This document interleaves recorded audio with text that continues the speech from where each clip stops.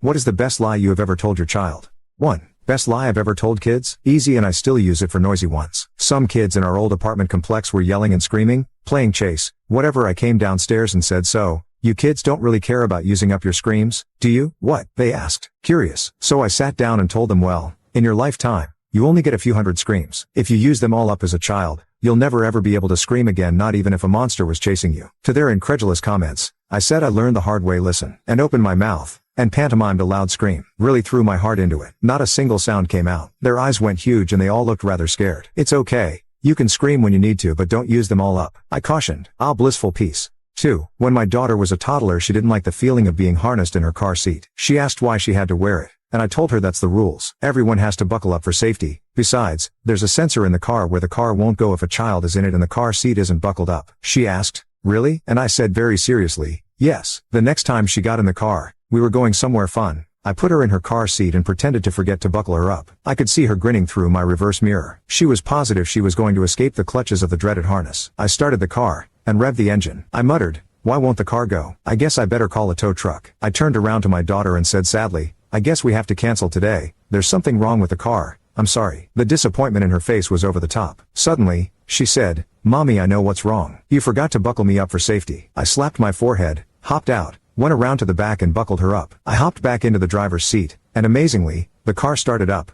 went into drive, and on our way we went. Along the way, I heard several, "Mommy, are you so proud of me?" To which I responded, "I am so proud, I could just fall over," which was followed with a gale of giggles. I never had a car seat issue again.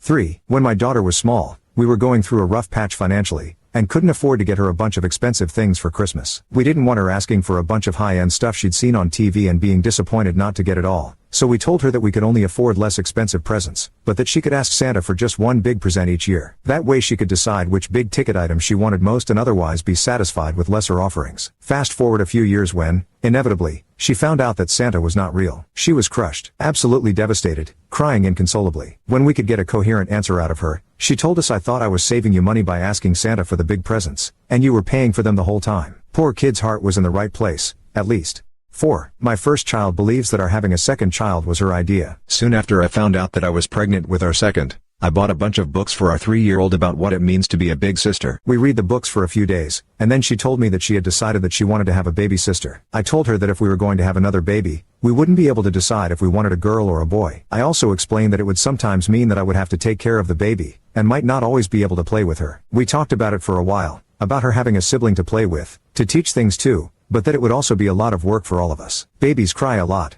I said. She decided that all of that was okay, and she really wanted a baby sister or a baby brother. I told her I would see what I could do. A few days later I told her I was pregnant. She was thrilled, and has always felt that the baby was her baby. She continues to take wonderful care of him. She is now 6, he is 3. Here she is, meeting her baby for the first time when he was just a few hours old. 5. When my 3 boys were little, I kept a bowl of Hershey Kisses on the top of the fridge. When I could catch one alone reading, running by, or sitting, I'd unwrap one, pop it into his mouth and whisper, "You're my favorite, but don't tell your brothers." Years later, I'm talking almost grown kids here, they sat at the breakfast bar fighting about who was the favorite. Then my middle one came out with it. "Yeah, well, Mom used to sneak me candy and tell me I was her favorite and not to tell you." The look on all 3 of their faces was priceless. I turned around, laughed, and told them they are all my favorite in their own way. That their differences are beautiful and I wouldn't change a thing. This picture was about 3 years before they figured it out. 6. Mama, can I have a baby brother? My 4/5-year-old daughter asked me this question every single day for almost 2 years. One day, after she pleaded with me in a particularly directed voice, "Mama, can I please have a baby brother?" I told the lie, "Sweetie, in order to have a baby brother, Mom needs a husband." "Does Mom have a husband?" "No," she answered, sadly. "So,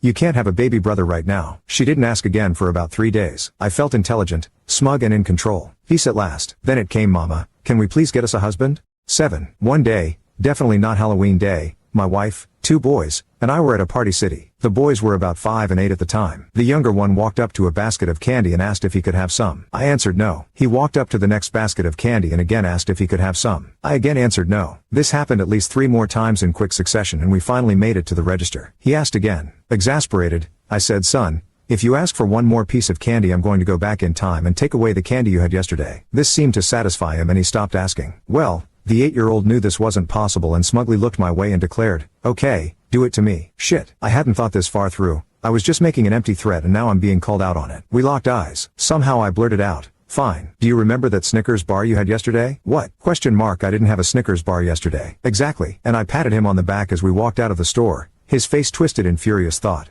8. I convinced my son that I have a time portal. I can speed up or slow down time. It started one day when my son was really droopy in the morning and didn't want to go to school because he thought it would take too long and be boring. I knew they were having a surprise pizza party for the kids because they had worked so hard the weeks before. So I told him I would activate my time portal and make the day shorter for him. After school he was amazed. The day was shorter. All they did was read and have a pizza party and watch a movie, and then it was time to go home. Can I use it every day? Question mark. I explained that with great power comes great responsibility. There is a balance to things, so unfortunately when I use my time portal to make a day shorter, it springs back and I have to make a different day longer so time doesn't change. Sure enough, the next day felt long. Legend cemented. Every time his day feels short or long, I confirm that was my time portal when he asks. Yup, totally convinced him I control time.